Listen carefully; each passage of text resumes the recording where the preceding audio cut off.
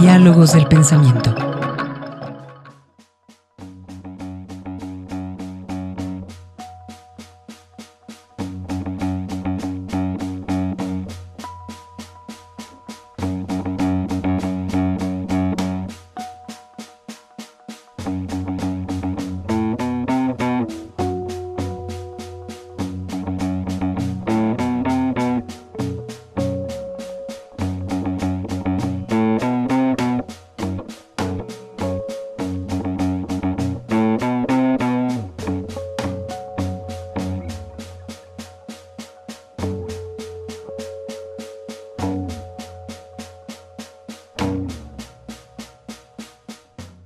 En este marco de los 20 años de la convención que se firmó a nivel internacional, el Estado mexicano adquirió una serie de compromisos para disminuir, entre otras cosas, junto con los objetivos del milenio, la violencia hacia las mujeres, en particular a través de la Convención de Belén do Pará.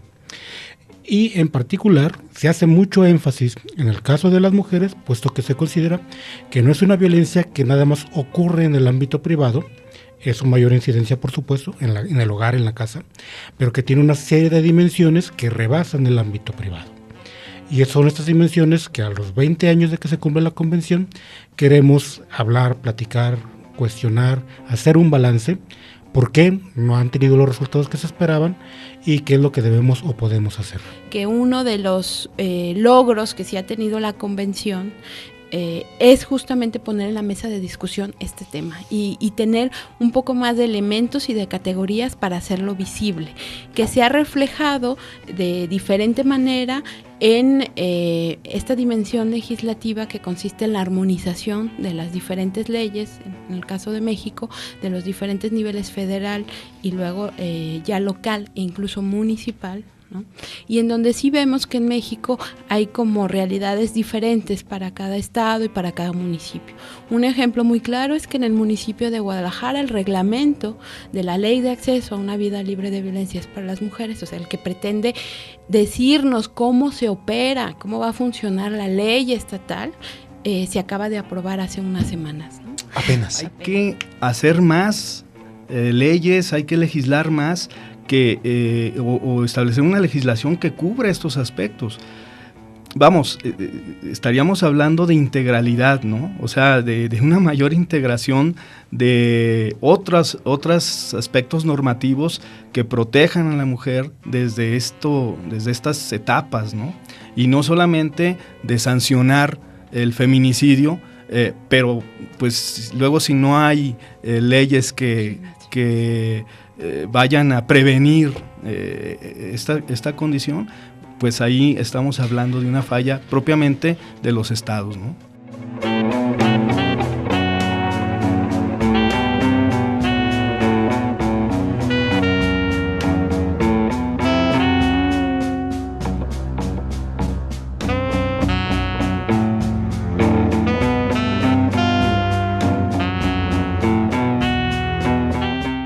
Ahora, rápidamente, esto es la parte de las consecuencias. Hay que prevenir desde antes de que las cosas sucedan. No debemos quedarnos en juzgar al culpable, sino educar a que no suceda. Eso es lo principal, que debemos prevenir y erradicar ese tipo de violencias de género.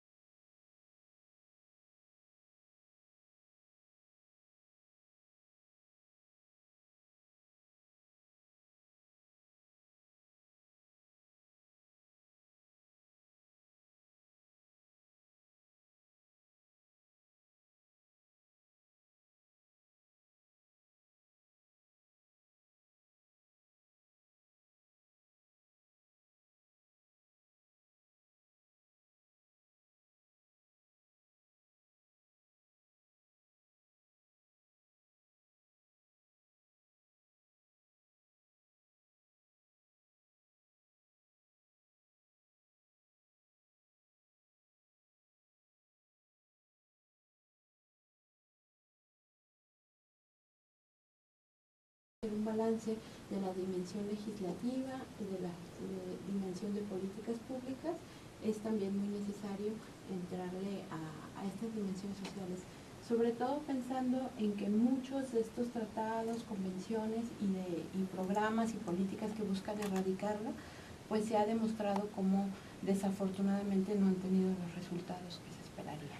Señalábamos al principio de este programa que tiene repercusiones a nivel mundial, Francisco. Sí.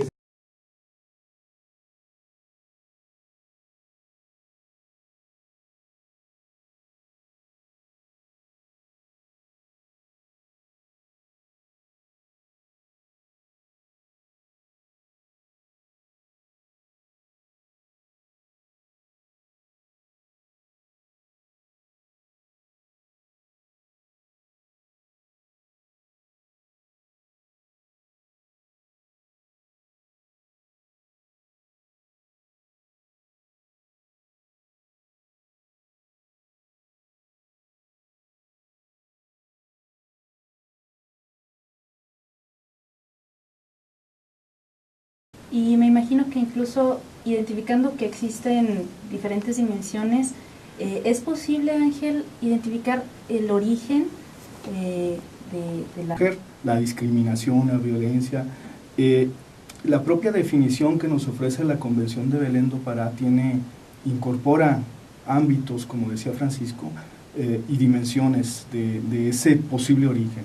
No solamente es privado, ¿no? La definición de la Convención habla también de la violencia en la comunidad y de la violencia que el Estado también lleva a cabo hacia la mujer, ¿no? Entonces es una definición que incorpora 3 dimensiones o 3 escalas en donde podemos tener pistas de esas cuestiones, ¿no?